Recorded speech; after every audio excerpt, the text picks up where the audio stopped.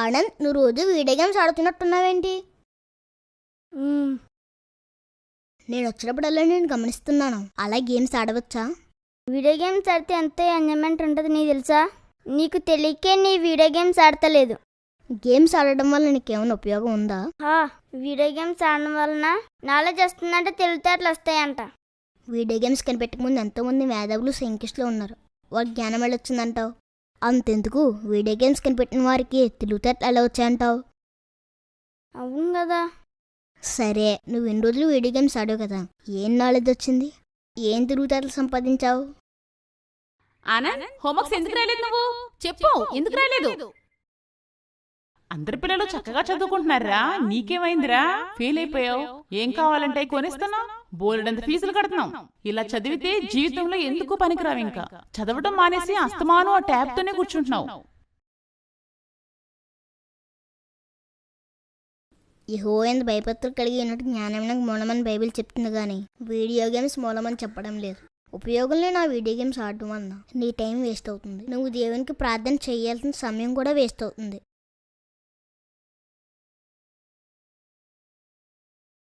సమయాన్ని పోనిచ్చేవాడు అజ్ఞాని అని బైబిల్ చెప్తుంది.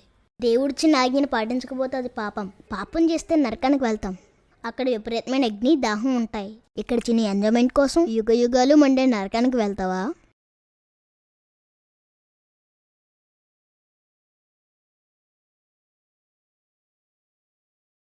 మానేస్తావా? సరేరా, మళ్ళీ కలుద్దాం.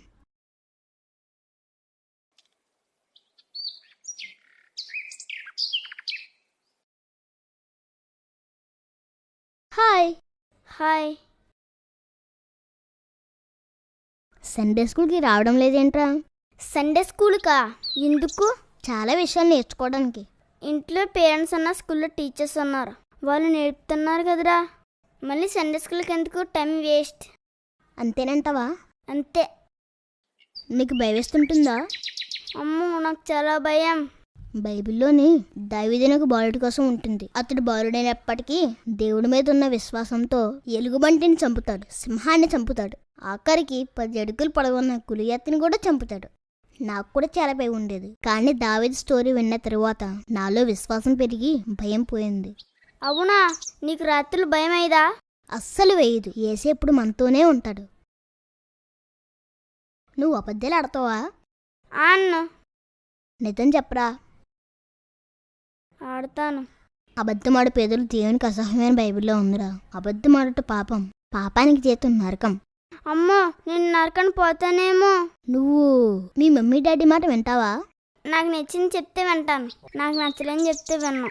మన పేరెంట్స్ మనకు మంచిగా చెప్తారా, అది మనకి నచ్చినా నచ్చకపోయినా వాళ్ళ మాట వినాలి. నచ్చకపోయినా వినాలా? నేను విన్నా.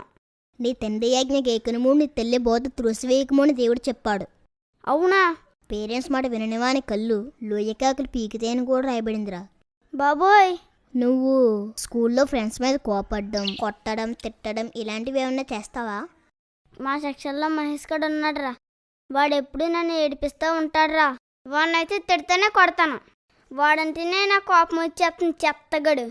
రే, కోపడవాడు మూర్ఖుడని, తిట్టువాడు దోషకుడని, కొట్టువాడు దుష్టుడని దేవుడు చెప్పాడు. శత్రువుని క్షమించాలరా, కోపడకూడదు. సరే కానీ కార్టూన్ చూస్తే నీకేమొస్తుంది? Happiness, enjoyment. మనం ఆనందించాల్సింది ప్రభువులో, కార్టూన్స్లో, లోకంలో కాదు. కార్టూన్స్ చూస్తూ నీ టైం వేస్ట్ చేసుకుంటున్నావు, నీ చదువుని పాడు చేసుకుంటున్నావు, ప్రార్థనకు దూరం అయ్యావు, బైబిల్కి దూరం అయ్యావు. అందులో చూపించే అబద్ధాన్ని నమ్ముతున్నావు, దాన్ని చూడడం కోసం అమ్మా నాన్నల మాట ఎదిరిస్తున్నావు. అదే పనిగా చూస్తూనే కళ్ళ ఆరోగ్యాన్ని పాడు చేసుకుంటున్నావు. ఇవన్నీ పాపాలే. నువ్వు చెప్తుంది నిజమేరా.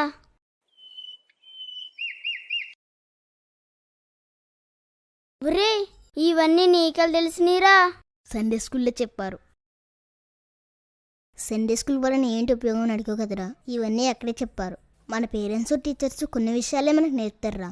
దేవుడైతే అన్ని విషయాలు నేర్పుతాడు. సండే స్కూల్ అంటే బాలు నర్వసంతరావు వాటికి నేర్పించేదిరా. అక్కడ ప్రేయర్ నేర్పిస్తారు, పాటలు నేర్పిస్తారు, వాయిద్యాలు నేర్పిస్తారు, ఆరాధన చేస్తారు. నిజమైన ఎంజాయ్మెంట్ అంటే సండే స్కూలేరా. మనం పరలోకం వెళ్ళాలంటే ఎలా జీవించాలో అక్కడ బోధిస్తారు. సండే స్కూల్కి రారా.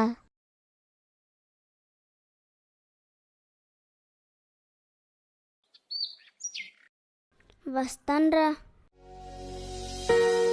తల్లిదండ్రులారా, మీ పిల్లలను ప్రభువు యొక్క శిక్షణలోను బోధలోనూ పెంచుడి అని ఎఫెసీ పత్రిక 6:4 చెప్తుంది. కానీ చాలామంది క్రైస్తవ తల్లిదండ్రులు ఈ ఆజ్ఞను పాటించడం లేదు.